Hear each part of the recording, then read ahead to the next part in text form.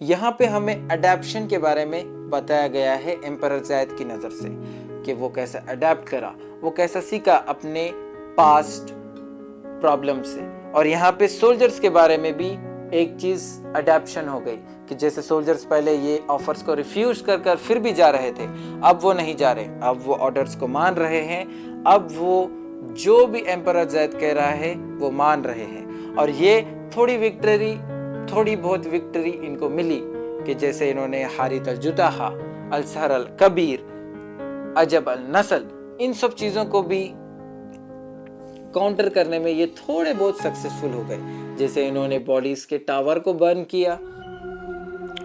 तो आज हम कवर करने वाले हैं हमारा चैप्टर नंबर 47 और हमारा वॉर अपने 6th स्टेज पे आ चुका है। अब जैसे ही यहाँ पे 6th स्टेज ऑफ वॉर शुरू हुआ तो हमारी इंपीरियल आर्मी एक एम्पायर की तरह लड़ना बंद कर दी। वो लड़ रहे थे एक सर्वाइवर्स के वैसा। उनके जितने भी लार्ज फॉर्मेशन थे वो अब एग्जिस्ट नहीं करते। उनके सिर्फ बटालियंस जितने भी थे उनके जो हाथ के नीचे काम कर रहे थे, उन्होंने उनको बांट लिया, छोटे छोटे टुकड़ों में बांट लिया और वो कॉन्स्टेंटली इस डेजर्ट में मूव कर रहे थे, एक जगह अपना ठिकाना बनाकर नहीं रख रहे थे। अब वो जो प्रेशर जोन से जो हमारे अजब अल सहरा अल कबीर ने बनाया था, वो उस प्रेशर जोन्स को भी अवॉइड करना सीख लिए थे। और जो कैंप्स ये बना रहे थे वो भी टेम्पररी थे और वो कैंप्स भी डेली चेंज हो रहे थे। और इनके जो रूट्स है जिससे ये सप्लाईज लाते हैं वो भी ये कॉन्स्टेंटली चेंज कर बैटल में बढ़ रहे थे। अब इस जंग शुरू होने से पहली बार इंपीरियल आर्मी अजब्स की तकनीक, अजब्स के फाइटिंग स्टाइल को अडेप्ट कर लड़ रही है। अब ये सब देखकर अजब रिएक्ट करे। वो अपना प्रेशर जो है डेजर्ट पर, जो पूरा इतना बड़ा डेजर्ट है, वो जितना भी प्रेशर था वो अपना प्रेशर इंक्रीज कर दिए बहुत ज़्यादा। अब ये जब प्रेशर बढ़ गया तो एंटायर मार्चिंग ग्रुप्स जो थे इनके, जो मार्च कर रहे थे बैटलफील्ड पे, जो लड़ रहे थे फ्रंट लाइंस पे, वो स्लो होना स्टार्ट हुए और वो एग्जॉस्ट हो जा रहे थे सिर्फ घंटों के मुताबिक। और इनका जो ग्राउंड जो स्टेबल था सुबह तक, जैसे ही शाम आ जाती है वो ग्राउंड अनस्टेबल, अनलिवेबल, अनबैटलेबल हो जाता है। तो ये क्या करे, अपने टेम्पररी कैंप्स को कॉन्स्टेंटली इवैक्यूएट करना स्टार्ट कर दिए। अब जो वुंडेड सोल्जर्स थे उनको तो वो बैटलफील्ड के बाहर छोड़ दे रहे थे, जैसे कि हमें पहले बताया गया था। तो ये यही तकनीक और बेहतरीन अंदाज से इस्तेमाल कर रहे थे। अब यहाँ पे हमें बताया जा रहा है कि जो इंपीरियल आर्मी है अब वो बर्दाश्त नहीं कर रहे थे। वो इतना ज़्यादा देर तक रुक ही नहीं रहे थे कि उनका इंटायर ग्रुप कोलैप्स हो जाए। वो अडेप्ट कर रहे थे, मूव कर रहे थे बैटल के बीच में। अब ये चेंज की वजह से जो जिंदगियां हैं वो बच। अब ये चीज़ को देखकर हमारा एम्पायर, हमारा जो एम्परर ज़ैद है वो नेल इन द कॉफिन मारता है। वो इस चीज़ का इस्तेमाल कर अपने जो आर्मी है उनको वेव्स में भेजता है। पहले ये लाइंस बनाकर जा रहे थे ना, लाइंस जैसे कि स्ट्रेट लाइंस बनाकर जा रहे थे, अब वैसा नहीं, वो वेव्स के वैसा अपने बैटल को भेजता है। एक ग्रुप अटैक कर रहा है तो दूसरा ग्रुप रेस्ट कर रहा है। अब जो भी एग्जॉस्टेड जो भी इनके ग्रुप्स होंगे उनको वो पूरा पुल ब्लैक कर लेंगे, वो पूरे वापस आकर रेस्ट कर लेंगे। तो यहाँ पे एक लड़ेगा, एक आराम करेगा, फिर और एक लड़ेगा, फिर और एक आराम करेगा। वो पुराने मिस्टेक नहीं कर रहे थे। वो पहले क्या कर रहे थे, पूरा जो जगह है उसको डिफेंड कर रहे थे, उसको पूरा डिस्ट्रैक्शन होने से डिफेंड कर रहे थे। इसमें बहुत सारी जानें जा रही थी, मगर अब वो ये नहीं कर रहे। वो सिर्फ छोड़ दे रहे हैं, जो भी डिस्ट्रैक्शंस के करीब आया उसको छोड़ दे रहे हैं और जंग पर अपना फोकस लगा रहे हैं। अब ये करने की वजह से जो आर्मी है इनकी वो बहुत हार्ड हो गई, ट्रैप में नहीं आ रही थी। ये सब देखकर हारित अल जुताहा रिस्पॉन्ड करता है बहुत जल्दी। ये क्या करता है, क्रॉप्स फील्ड्स जो है वो और ज़्यादा फैला देता है।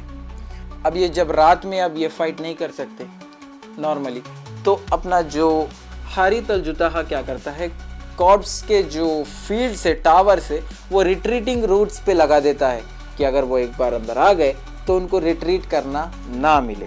तो ऐसा कर कर वो लगा देता है और इससे एक साइकोलॉजिकल भी प्रेशर पड़ता है। कैसा? अब समझो तुम्हारा एक भाई या तुम्हारा बाप या तुम्हारा कोई ख़ानदान का आदमी जंग में है।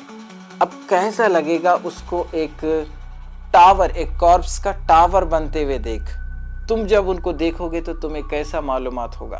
तुम्हारे इमोशन शैम्बल्स हो जाएंगे, क्रश हो जाएंगे और तुम्हें समझ नहीं आएगा। तो ये भी एक साइकोलॉजिकल टॉर्चर की तरह भी काम करता है।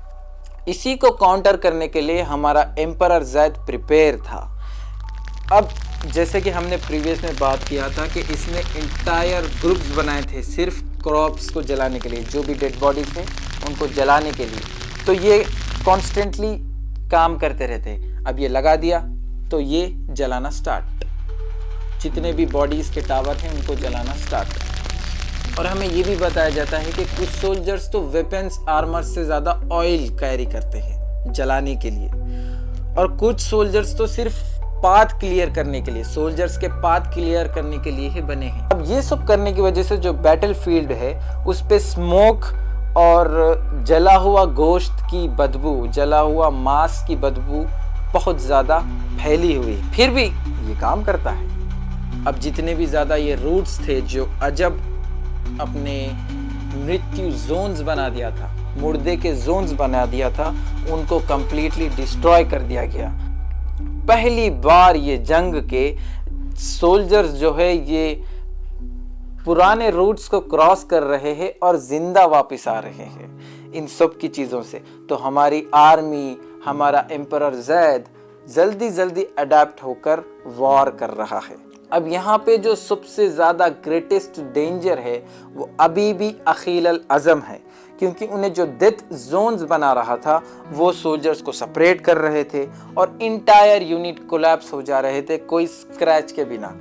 तो इसको देखकर जो मेडिक्स है, जो भी मेडिक्स है, वो उन सोल्जर्स को ट्रीट करना बंद कर दिए जो जोन में गिर गए हो या फिर जो जोन में ऐसे चीज़ें, ऐसे सिम्टम्स दिख रहे हो। इसके बदले वो क्या कर रहे थे, उन सोल्जर्स को उठाकर बैटलफील्ड के दूर ले जाकर रख रहे थे।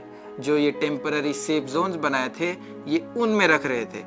बहुत से लोग मर जा रहे थे वहां पे पहुंचने से पहले, मगर यहाँ पे बताया जा रहा है कि बहुत से लोग सरवाइव भी करें। अब हमें बताया जा रहा है कि मीनवाइल जो एम्पायर है वो बदलना स्टार्ट हो गया काती अल नस्ल के इन्फ्लुएंस में। इवैक्यूएशंस के जो कॉलम्स थे जो वेस्टर्न रोड से मिल रहे थे, उनके बीच में जो विलेजेस थे उनको पूरा अबैंडन कर दिया जा रहा था, और जो भी लाइफ स्टॉक था वो डेली लूज हो रहा था, डेली वो कम होते जा रहा था। तो वहाँ के फार्मर्स जो थे वो अपनी खेती करना पूरा स्टॉप कर दिए, क्योंकि बहुत बार ये जब ट्राई कर रहे थे तो रिपीटेड फेलियर्स आ रहा था, वो सक्सेस ही नहीं हो रहे थे, तो उन्होंने उस सब चीज़ों को स्टॉप कर दिया। अब ये जंग सिर्फ सोल्जर्स को डिस्ट्रॉय नहीं कर रही, ये जंग पूरे एम्पायर को डिस्ट्रॉय कर रही है और एम्पायर के सर्वाइवल को चैलेंज कर रही है डायरेक्टली। अब यहाँ पे अल-मफूनी की भी बात की जा रही है कि अल-मफूनी फिर से वीकेंड कम्युनिकेशन को वीक कर रहा है और प्लानिंग जो भी कर रहे थे ये उनको भी डिस्टर्ब कर रहा है। तो ज़ैद यहाँ पे भी अडेप्ट हुआ। जितने भी इनके लंबे लंबे क्या कहते हैं स्ट्रेटेजीज थे उनको अबैंडन कर दिया गया। अब सिर्फ उनका एक ही मोटो हो गया, आगे बढ़ो, जला दो जो भी सामने है, अपने रूट्स को पकड़ कर रखो और अगर एग्जॉस्ट हो गए तो फॉल बैक हो जाओ, फिर रीग्रुप कर लो। इससे ज़्यादा कुछ नहीं। अब यहाँ पे जितने भी वेटरन से, कमांडर से, वो फेस टू फेस मिलते थे कभी भी उनको कुछ भी डिस्कस करना है तो, क्योंकि लिखावट या फिर रिपोर्ट्स पे वो भरोसा करना बंद कर दिए। और उन्होंने जो सोल्जर्स होते हैं ना, जो मैसेंजर्स इधर से उधर फैलाते हैं, उनको वो इस्तेमाल ही करना बंद कर दिए। वो सिर्फ फेस टू फेस मिलते हैं, बातचीत करते हैं और सब वहीं डिसाइड होता है। ये जंग बहुत ज़्यादा ब्रूटल, सिंपल और डायरेक्ट हो गई। अब आराम से स्लोली और ये जंग बदलना स्टार्ट हुई, विक्ट्री की तरफ नहीं मगर रेसिस्टेंट की तरफ। अब यहाँ पे हमें बताया जा रहा है कि जैसा रात हुई, हमारे सोल्जर्स एक चीज़ नोटिस करते हैं, और ये एक बहुत अच्छी चीज़ है इनके लिए। ये नोटिस करते हैं कि जो प्रेशर जोन्स थे वो अब रुक गए, एक्सपैंड होना रुक गए, और जितने भी कॉर्प्स फील्ड थे थोड़े बहुत, वो जलाने के बाद फिर से अपीयर नहीं हुए, और जो इनके रूट्स थे जो स्टेबल नहीं थे वो अब स्टेबल है, और वो रात भर वैसे ही रह रहे थे।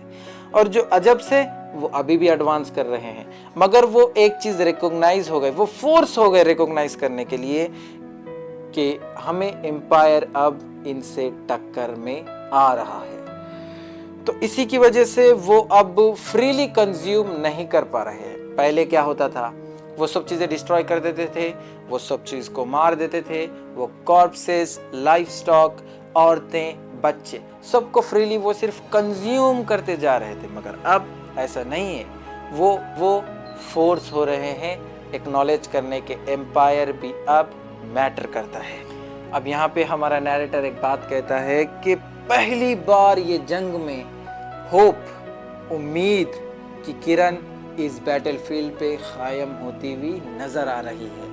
यहाँ पे हमारा चैप्टर खत्म होता है। तो इस चैप्टर की समरी सेम है, थोड़ी बहुत डिफरेंट है। यहाँ पे हमें अडेप्शन के बारे में बताया गया है एम्परर ज़ायद की नज़र से, कि वो कैसे अडेप्ट करा, वो कैसा सीखा अपने पास्ट प्रॉब्लम से। और यहाँ पे सोल्जर्स के बारे में भी एक चीज़ अडेप्शन हो गई कि जैसे सोल्जर्स पहले ये ऑफर्स को रिफ्यूज कर फिर भी जा रहे थे, अब वो नहीं जा रहे, अब वो ऑर्डर्स को मान रहे हैं, अब वो जो भी एम्परर ज़ायद कह रहा है वो मान रहे हैं। और ये थोड़ी बहुत विक्ट्री इनको मिली कि जैसे इन्होंने हारित अल जुताहा, अल सहर अल कबीर, अजब अल नस्ल, इन सब चीज़ों को भी काउंटर करने में ये थोड़े बहुत सक्सेसफुल हो गए।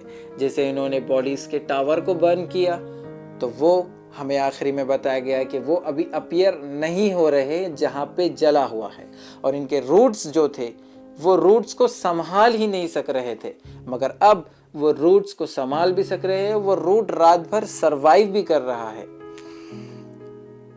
अब हम आपसे मिलते हैं हमारे नेक्स्ट चैप्टर में, जो कि होगा चैप्टर नंबर 48, और हमारा जो वॉर होगा वो हमारे 7th स्टेज पर आ जाएगा। मैं आपसे मिलता हूं नेक्स्ट चैप्टर में। शुक्रिया, बाय बाय।